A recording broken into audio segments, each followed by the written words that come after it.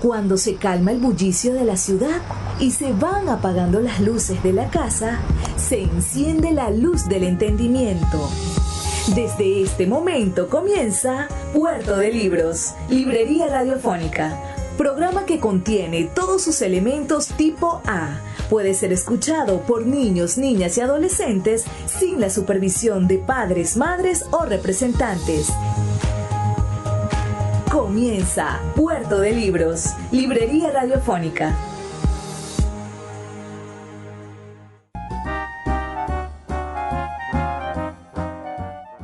Estamos en Puerto de Libros, Librería Radiofónica, este programa que hacemos con tantísimo cariño de lunes a viernes, de 9 a 10 de la noche, por la señal de la 88.1 Radio Fe y Alegría de Maracaibo.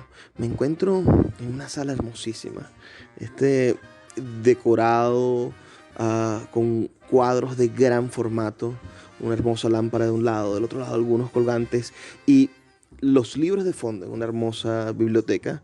Nos encontramos en la casa de Rosa Alexia Guerra, que es actualmente la gerente de Libros del Nacional, UN Libros, que es el nuevo nombre que ha adquirido. Danos un saludo a nuestra audiencia, Rosa. Buenas noches. Es un gusto estar conversando para la gente de Maracaibo, porque además el estado Zulia es un estado que amo muchísimo, en el que he trabajado mucho, en el que siempre he encontrado gente inmensa, creativa, trabajadora, y es maravilloso eso, ¿no? Estar conversando con ustedes. Bueno, Rosa Alexia Guerra ha tenido un desarrollo del mundo del libro, de nuestro mundo del libro, que ha estado pendiente de él desde los años 80, desde que comenzó a estudiar letras en la Universidad Católica Andrés Bello, hasta la actualidad ha estado de la mano con protagonistas del mundo del libro venezolano, ha sido testigo de sección de ediciones importantes, de sucesos editoriales que son trascendentes para nuestra literatura. Pero me gustaría comenzar por el génesis de todo esto. Rosa, cuéntanos cómo te enamoras del libro, cómo comienzas tú a encontrar con el libro en tu infancia, gracias a tus padres, a algún tío, es decir, cómo llegó el libro a tu vida y te dirigió hacia el destino que ahora has seguido con tanto éxito. Yo creo que los libros comienzan en casa. Mi padre era un gran lector, un inmenso lector, que además lo hacía con una gran disciplina. Mi papá leía 2 horas diarias y yo siempre vinculada con ese ejemplo.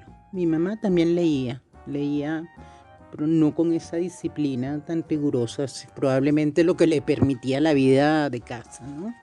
Pero eran lectores y yo siempre me quedaba atrapada en algunos libros. Mi papá era muy exigente a nivel de estudios, mucho. Y entonces yo siempre quería como escaparme por otro libro. Recuerdo, por ejemplo, un libro que se llamaba Las aventuras de Rocambole. Ese libro me marcó. Fascinada con ese ladrón que robaba para darle a los pobres. Una historia típica del siglo XVIII. Y mi papá me prohibía leerlo porque tenía que estudiar. O sea, que leer era siempre un gusto, era disfrutar, o sea, el estudio era otra cosa. Bueno, tanto fue así que un día el señor me escribió un libro y nunca supe cómo terminaba.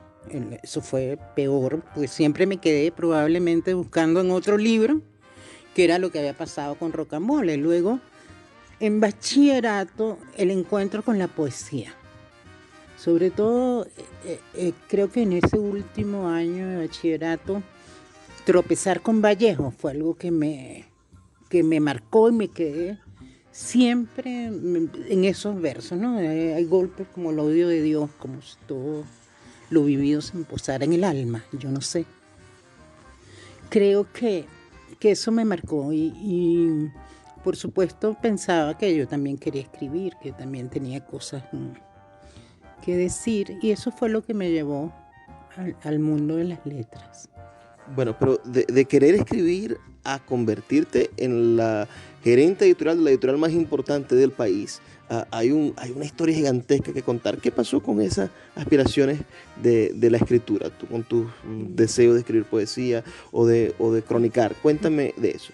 Creo que se quedó más en el espacio de lo íntimo, que cuando uno comienza a producir para dar espacios a la voz de los otros, uno queda como replegado y la energía se pone en eso, ¿no? Te conviertes en una suerte de cajón en el cual los otros dicen, y además esa voz de los otros también habla de ti, y creo que ese fue el tránsito.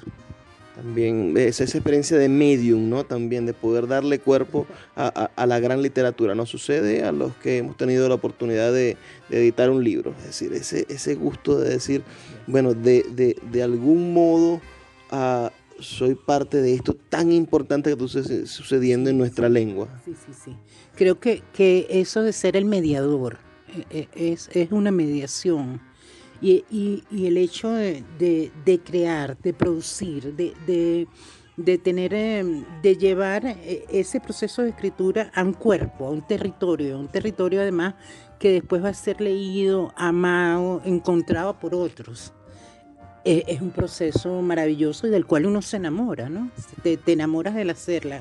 Creo que hay de las pocas sensaciones de la vida que además siempre es nueva, aunque ella editado muchísimos libros y hayas hecho muchos libros, es cada vez que un libro llega. Cada vez que un libro llega, el primer libro que entra a la oficina, que llega y se te pone en las manos y lo hueles, lo tocas, lo abres, esa sensación es siempre la primera vez que estás haciendo. La satisfacción de un editor. Vamos a hacer una brevísima pausa, amigos. 2 minutos para identificar nuestra emisora y volvemos con más de Puerto de Libros, Librería Radiofónica. Escuchas Puerto de Libros, Librería Radiofónica, por Radio Fe y Alegría, con todas las voces.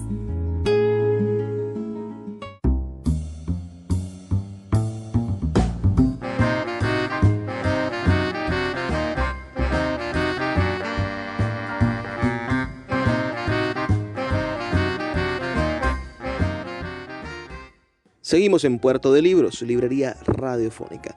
Me encuentro con Rosalexia Guerra. Les repito, ella es la gerente de UN Libros, que hasta hace un poco tiempo era conocido como Libros del Nacional, una de las editoriales de más alto tiraje de nuestro país, con la mejor y más acertada distribución.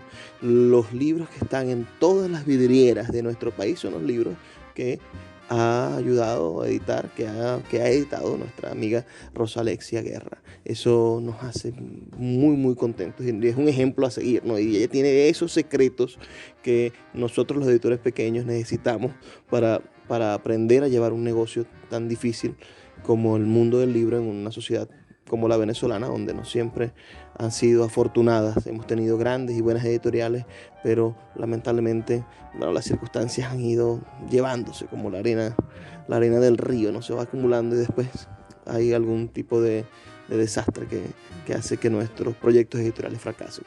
No sucede lo mismo con Libros del Nacional, se mantiene en pie a pesar de la crisis y durante muchos años, y representa el espíritu de una empresa que es un baluarte de nuestra cultura y de la formación espiritual y lectora de Venezuela. Pero habíamos hablado de que la poesía en quinto año te llevó... Me marcó y luego fui a otros autores, en principio muchos latinoamericanos, luego aquí quizás Ramos Sucre, Sánchez Peláez, esa vida poética de los 60, 70. Y bueno, estudié en la Católica, en la Universidad Católica Andrés Bello. ¿Por qué la Universidad Católica y no la UCB? Yo vengo del interior. Yo soy de Puerto Ordaz. Cuando yo tenía 17, 18 años que me vine a estudiar, en Puerto Ordaz no había universidades, porque Puerto Ordaz tiene la misma edad que yo hoy.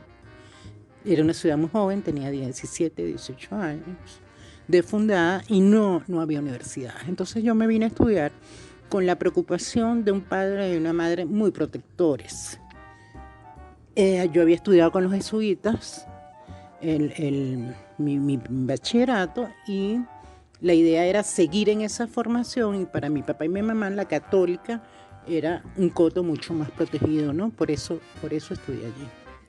Bueno, cuéntame esa experiencia. Yo sé que allí te encuentras con dos escritores que hacen ustedes un triunvirato allí, una especie de grupo, de grupo de conspiración, Sí. de hacerle guerra a ciertos profesores, de oponerse, de hacerle maldades a algunos compañeros. Sí. ¿Cómo fue eso? ¿Cómo fue esa relación con Miguel Marco Aureliano y con Alicia Perdomo? Sí, bueno, Miguel y Alicia y yo estudiamos desde el primer año de letras juntos.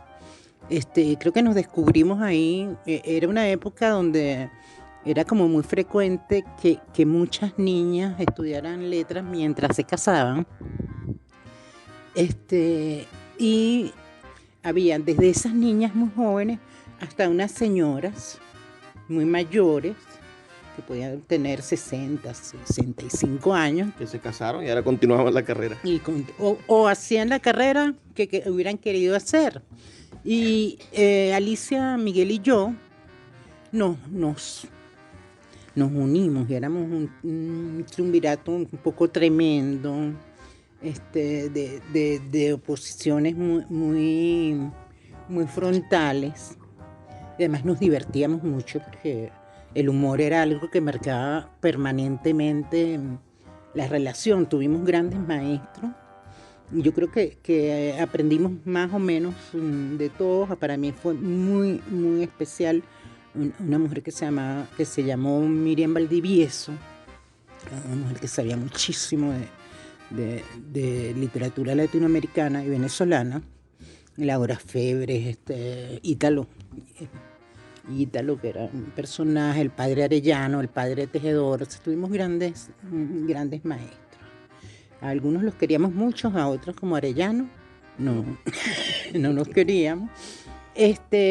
Y bueno, creo que Alicia, Miguel y yo es curioso que siempre estuvimos tan cercanos y lo seguimos estando. Sin embargo, cada uno tomó como un vértice distinto en la carrera, ¿no? Miguel hacia la escritura y es el gran poeta que es hoy. Alicia, en su momento, una gran crítico, además muy joven, era muy joven, tenía 20 años y estaba escribiendo en los domingos, crítica literaria muy dura, inspirada en una profesora rumana que tuvimos, y ahora da clases en la Universidad de Nueva York, y bueno, yo más en el tema de edición, de producción, pero sí, fue una juventud gloriosa y divertida. Te gradúas en el año 1987, ya si vemos un poco el panorama de la Venezuela en la que te gradúas, bueno, es una Venezuela que es un caldo de cultivo, ya ha sucedido el Viernes Negro, tenemos un presidente, venimos de dos presidentes que empiezan un proceso de endeudamiento nacional sumamente complicado que va a terminar en las medidas económicas de Carlos Andrés 2 años después y en los 90 con todos los intentos fallidos de estabilización de país, que terminó en lo que ahora vivimos, que casi un no país. ¿De qué manera percibías eso? ¿Lo sentiste o no te diste cuenta de esto hasta el 2000, cuando te tocó enfrentar otras circunstancias ya trabajando con el Nacional? Cuéntame, ¿cómo viviste? Yo creo que esos finales de los 80 hasta los 97, 98, la verdad es que no lo percibía como que nos estaba pasando algo que conduciría a esto, que es la desintegración de lo que hemos sido como país. En ese momento yo estaba absolutamente maravillada con la vida y con la literatura. Estaba haciendo una maestría en literatura latinoamericana en la Simón Bolívar, y además estaba de la mano de un hombre que fue un gran maestro para mí en el mundo de la edición, que se llamaba Gonzalo Rodríguez, un español, un gallego, que como muchos españoles y gallegos tuvieron un alto impacto en el libro, en el país y en el mundo de las imprentas. De la mano de él, que era el editor de una gente que yo había leído con mucho cuidado en la universidad, como como un Adriano González, como un Copolicán Ovalle, como David Aliso, Salvador Garmendia. Gonzalo él era el editor de ellos, era un editor de lo que de alguna manera fue la República del Este, de lo que fue la República del Este, no de alguna manera lo que fue. Y pues yo participaba en ese grupo que eran los maestros, que eran los grandes de la literatura venezolana del momento, y simplemente pues bebía de esa fuente de manera maravillada lo cotidiano. Y además iba como aprendiendo el oficio de hacer libros. Y eso pues no la vida era maravilloso, no me detenía a pensar si nos estaban pasando cosas terribles, porque lo que a mí me estaba pasando desde la experiencia personal era maravilloso, era grande, y había muchísima lectura, muchísima reflexión, mucho proceso creativo, y eso, y además oír como hecho cotidiano a gente de la cual uno aprendía mucho, o sea, una Mari Ferrero desde el mundo de la producción de eventos, de grandes eventos vinculados con el libro y la lectura, la Negra Maggi, que es la esposa de Salvador, que en ese momento estaba también generando las ferias del libro que estaban comenzando en el país, y yo con ellos, participando en proyectos de dotación de libros para niños en todas las escuelas públicas del país, con el ministro Cárdenas y con la profesora Oderman. Es decir, estaban ocurriendo muchas cosas, y de alguna manera yo era partícipe de ellas, era una aprendiz de ellas, pero también una hacedora en ellas. Y eso, pues lo que me podía permitir o sentir era que la vida era maravillosa, era bellísima. También tuviste una experiencia enriquecedora con un grupo de escritores e intelectuales latinoamericanos que buscaban crear herramientas de promoción de lectura para nuestros países latinoamericanos. Sí. Recorriste casi toda América llevando tu experiencia en el mundo de literatura infantil, llevando la experiencia venezolana. Cuéntanos cómo se veía esa Latinoamérica de los 90, sí. Cómo se veía el mundo literario y cómo eso te enriqueció. Sí, yo creo que si hay un movimiento realmente muy importante y con grandes exponentes en cada país latinoamericano, es esta propuesta de promoción de lectura en la que participa mucha gente. Participa por Brasil Ana María Machado y Ligia Bucunga, que ambas premio Andersen, que equivale a un Nobel en el mundo de la literatura infantil. Iliana Núñez Ciraldo, que es otro grandísimo, bellísimo de la literatura infantil. Por Argentina, Susana Scovich, María Delia Díaz Roner.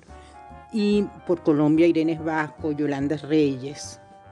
Y cada país tenía una gente que se vinculaba con un proyecto, y allí tenía una particular impulso, liderazgo, un escritor cubano que se llama Antonio Orlando Rodríguez, y con él Sergio Enricaín, aquí del país Fanuel Díaz Hanan Díaz,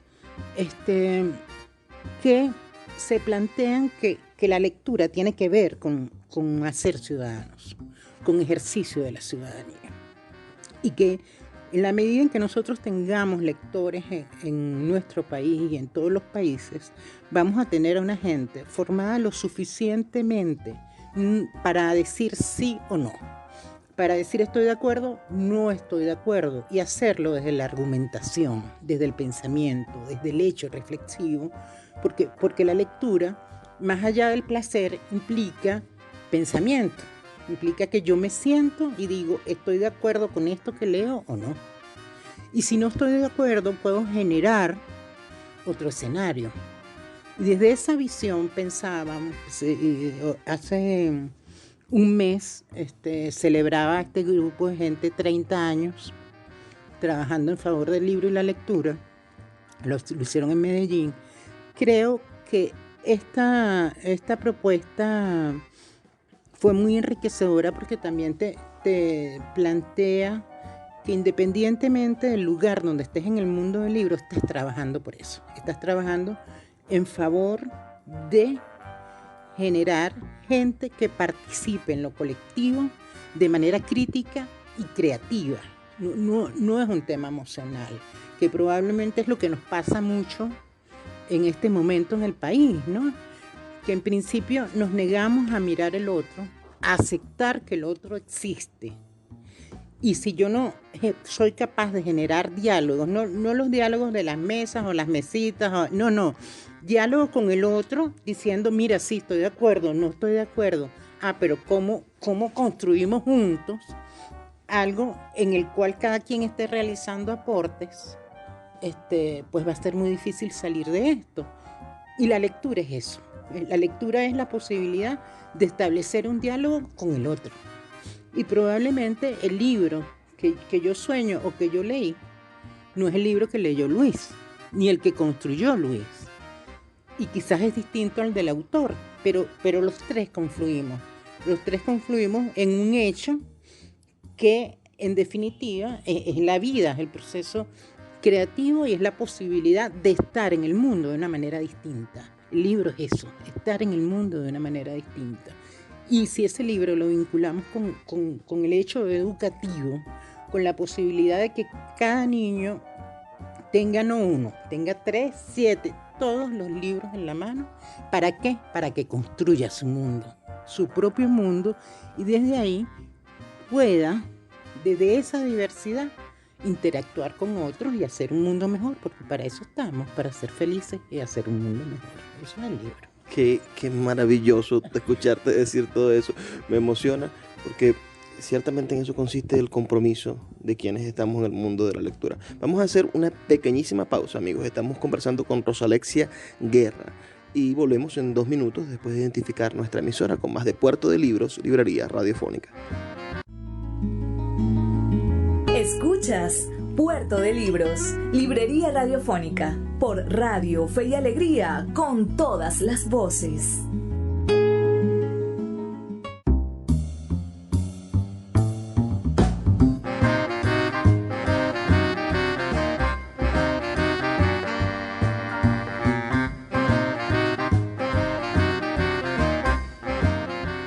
Seguimos en Puerto de Libros, Librería Radiofónica.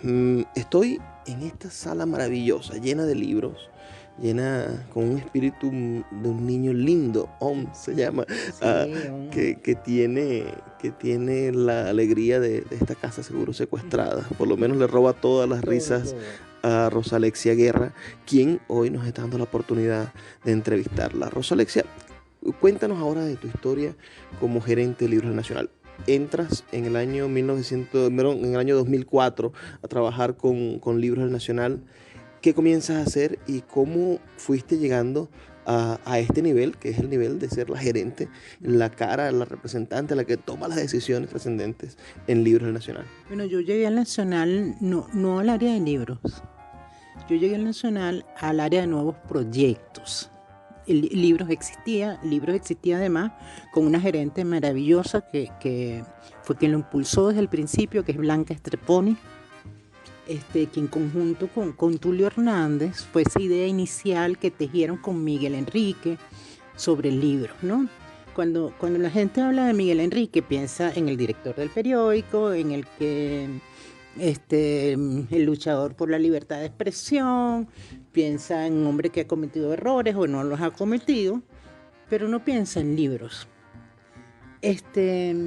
Y fíjense, Miguel era el editor de los libros del Ateneo de Caracas, porque la gran pasión secreta de Miguel son los libros. Y eso es una cosa que descubrirla en este andar en el Nacional fue para mí de gran impacto, porque para mí también era el señor dueño del periódico o era el matemático. Al final le descubrí que no, que la caída era eran los libros. Bueno, pero con ese padre y con esa madre... Era inevitable. Aunque él trató que no, se hizo matemático, pero no, al final son los libros. Yo entré para crear un proyecto educativo en el Nacional, vinculado con formación de maestros. Y generamos un sello editorial que se llamaba Brújula, y producíamos libros para maestros, una revista para maestros con materiales para niños y, y proyectos en regiones vinculados con educación, con nuestro nacional en el aula y otras cosas, siempre vinculado a la lectura y a la escritura, la promoción de lectura y escritura. Estuve unos cuantos años allí y luego en el área de libros entró alguien que venía del Banco del Libro de Caré, alguien con un gran talento que es María Cristina Serrano. Y estuvo poco tiempo. Cuando María Cristina se va, pues dentro de ese perfil de gente dentro de la organización que conociera de libros, la que estaba era yo,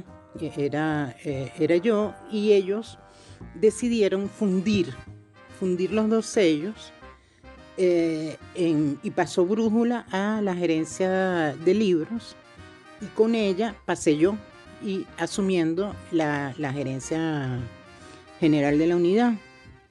Han sido como 10 años tengo en esta unidad, acompañada de gente talentosísima, jóvenes que realmente hicieron aportes bien importantes, como un Diego Arroyo, como Samuel González, otros no tan jóvenes como Julio Bolívar, que me han acompañado en este tránsito en el mundo como editores ellos de la organización. Y en ese momento conté con dos grandes apoyos, el de Miguel Enrique y el de Simón Alberto Consalvi, con quien tuve la suerte de ser vecinos en el pasillo. Y bueno, si hay un hombre que ha hecho libros, que hizo libros, hizo cultura en este país, fue Consalvi. Entonces, un fundador del libro como instrumento democrático. Así es, porque Simón Alberto es el fundador de Monte Ávila. Simón Alberto participó en el grupo de Ayacucho. Y bueno, como éramos vecinos, Simón Alberto a las 11 de la mañana nos llegaba a la oficina todos los días y nos preguntaba, ¿esto lo cerraron o no? Porque claro, libros al lado del diario era un negocio muy pequeño. Cuando hablas de las cifras de venta del periódico, donde llegó un momento donde se vendían 350.000 periódicos al día, pues que tú vendieras 20.000 libros al mes, pues no era, entonces nos bromeaba y teníamos esas tertulias de las 11 con Simón Alberto, que eran realmente muy, muy importantes. Con Simón Alberto hicimos la colección biográfica venezolana, con el Bancaribe. 120 títulos. Sí, 152 llevamos ahorita, porque después del número 150, donde habíamos tomado con Bancaribe la decisión de hacer un descanso en la colección, ahí murió Simón Alberto. Y uno de los criterios para estar en esa colección es que la persona hubiera fallecido. Entonces, el 151 es Simón Alberto, un poco una biografía bellísima que escribió Diego Arroyo, donde le rendimos homenaje a él como maestro. A nivel de la literatura, hicimos en estos años, me dice, ¿qué libros? Bueno, una colección en la que trabajamos mucho y queremos mucho, que es una colección que la llamamos la colección Platino de literatura dentro de nuestro sello editorial Otero, que es el de la literatura de los grandes. Libros del Nacional son varios sellos editoriales, y para nosotros la Otero es la literatura grande, y allí editamos los cuentos de Rómulo Gallegos, los cuentos de Adriano González León, y editamos uno de José Balsa. Eso creo que es de las cosas que más he disfrutado. También una pequeña colección de literatura para jóvenes.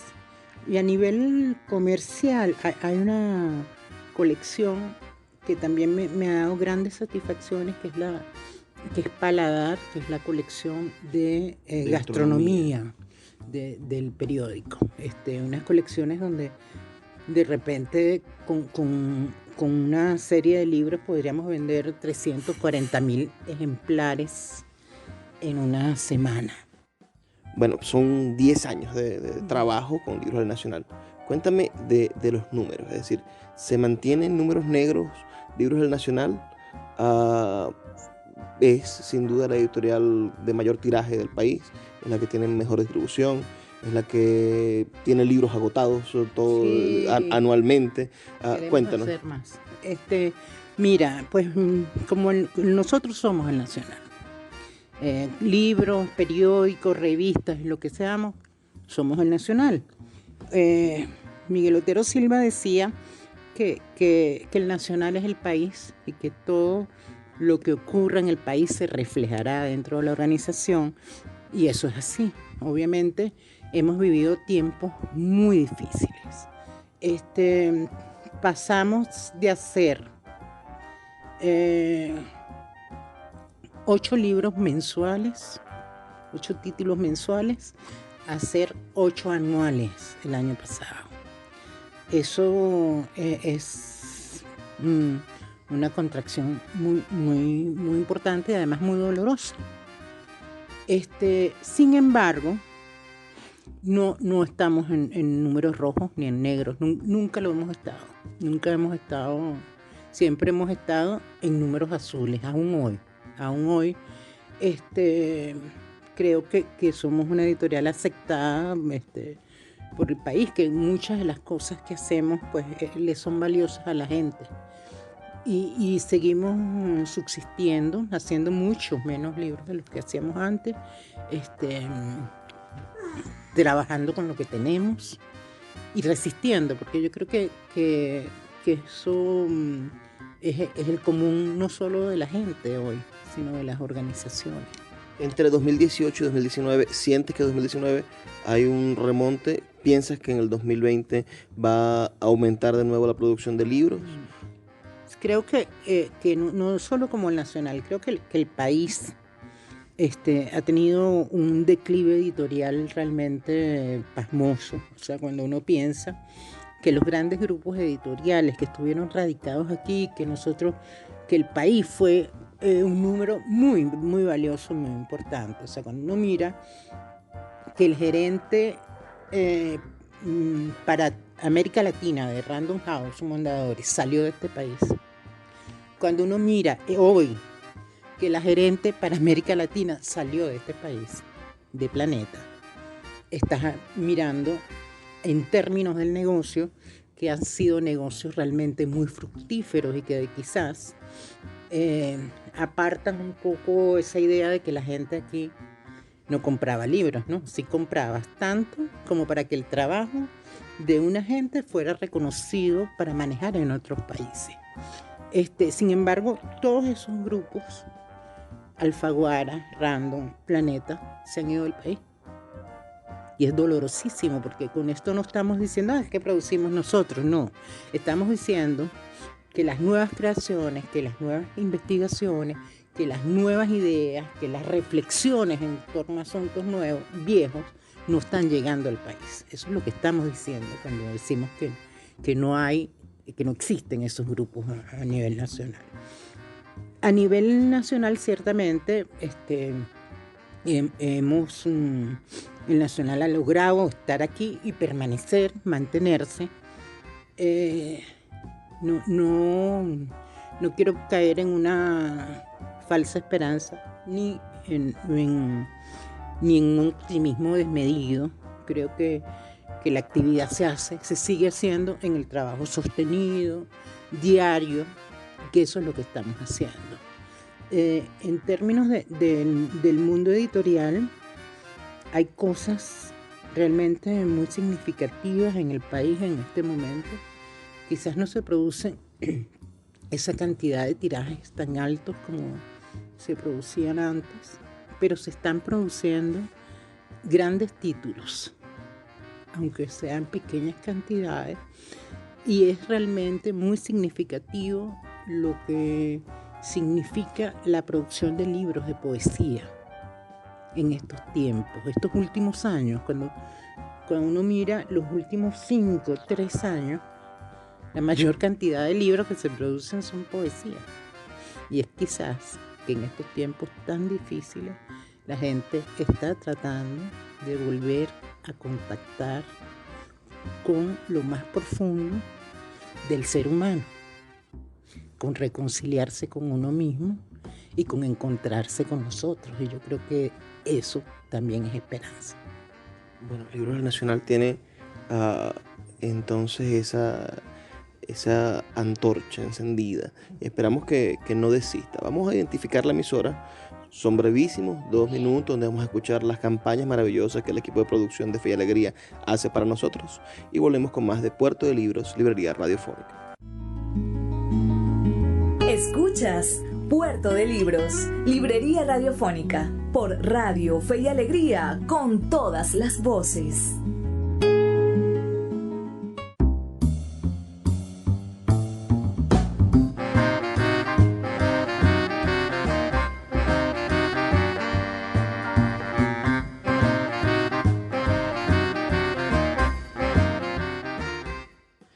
Seguimos en Puerto de Libros, Librería Radiofónica. Ya este es nuestro último segmento. Hemos tenido una noche maravillosa en compañía de Rosa Alexia Guerra, gerente de Libros El Nacional, de UN Libros, una serie de sellos editoriales maravillosos. En Puerto de Libros, en nuestra librería, hay todavía algunos ejemplares de la consignación que nos hiciera Libros del Nacional hace años, cuando comenzamos.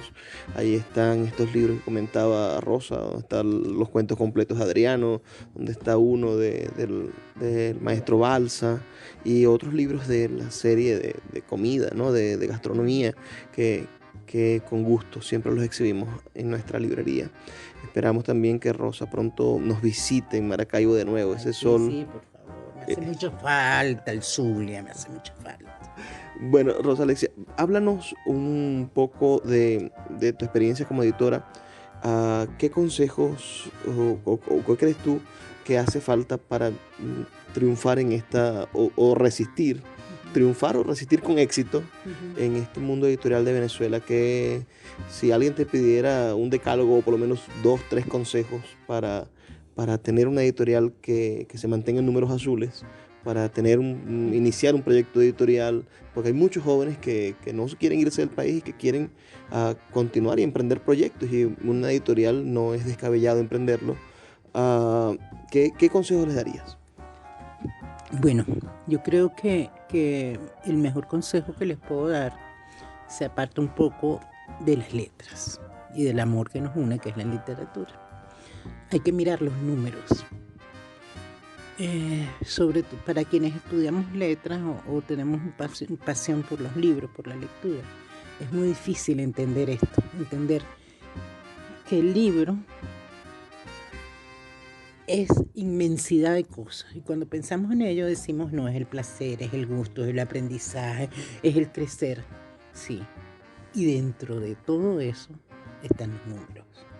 Una editorial no se sostiene con un libro, ni se sostiene nada más con un grupo de libros que lleven la misma línea. Un catálogo editorial tiene que tener lo que los expertos en negocios llaman el título lechero y otros títulos, que es lo que te permite sostener. ¿Qué digo cuando digo el título lechero? Es el que se vende, es el libro que se vende. Sin un libro que se venda, que sea del interés de la gente, probablemente no para lectores propiamente o la gran literatura como a uno le gustaría. A veces un libro de gastronomía puede venderse muchísimo. Ese libro de gastronomía va a ser posible que existan otros libros cuya venta va a ser más lenta. Cuando uno piensa en el negocio del libro, uno hace la inversión en el primer momento. Es como quien construye un edificio. Para poder vender un apartamento hay que haber construido haberle pagado a todos los obreros, electricistas, etcétera, haber amoblado un apartamento e iniciar la venta. Con el libro es igual. Uno tiene que uno tiene que haber pagado la imprenta, pagarle al diseñador, tener el objeto listo. Es importante decir que los únicos que no han cobrado ni medio en el momento en que se presenta un libro son el editor y el autor. Eso es así. Y entonces comienzan 9 largos meses para comenzar a recuperar esa inversión. Y eso 9 meses es mucho en un negocio. Entonces es necesario tener un catálogo variado donde un libro apoye a otro para seguir permaneciendo. Porque el mundo del libro es así como la vida. Necesitas siempre que otro te apoye e ir construyendo con otros. Me gustan, puedo sacar algunas cosas, es decir, tener una meta de retorno de 9 meses. Antes uno decía 9 meses como el tiempo máximo de retorno. Sin embargo, en este tiempo, yo diría que ese segmento de tiempo hay que recortarlo porque el tema inflacionario es muy alto. Ok. Y después, poder pensar en hacer una línea editorial variada, hacer una editorial exclusivamente de poesía, que quizás no funcione en este país en este momento, sino buscar. Bueno, a algunos les funciona. Quizás tienes que comenzar a medir tirajes pequeños, etcétera. Pero sí es importante que tengas, si vas a tener un catálogo de libros de poesía, hay que identificar cuál es el poeta que vende. Correcto. Y desde ese poeta hay que publicarle a ese poeta. Él va a ayudar a que los otros poetas, a los otros libros, salgan a la luz y crezcan. Ahora, ya para finalizar, ya nos quedan apenas un par de minutos. Dinos, Rosa Alexia, ¿cómo ves el futuro editorial del país? ¿Cómo ves el país en general, quizá desde tu perspectiva como editora, que es tu profesión? ¿Y qué crees tú que podría ser el cambio sustantivo? No inmediato, porque ya nosotros sabemos que las cosas inmediatas no funcionan. Pero ¿cuál crees tú que debería ser el cambio sustantivo que cada uno de nosotros debería dar para que el país en el transcurso del tiempo siga un mejor rumbo y vaya saliendo de esta penumbra en la que nos encontramos? Trabajo. Yo creo que hay que trabajar todos los días con disciplina.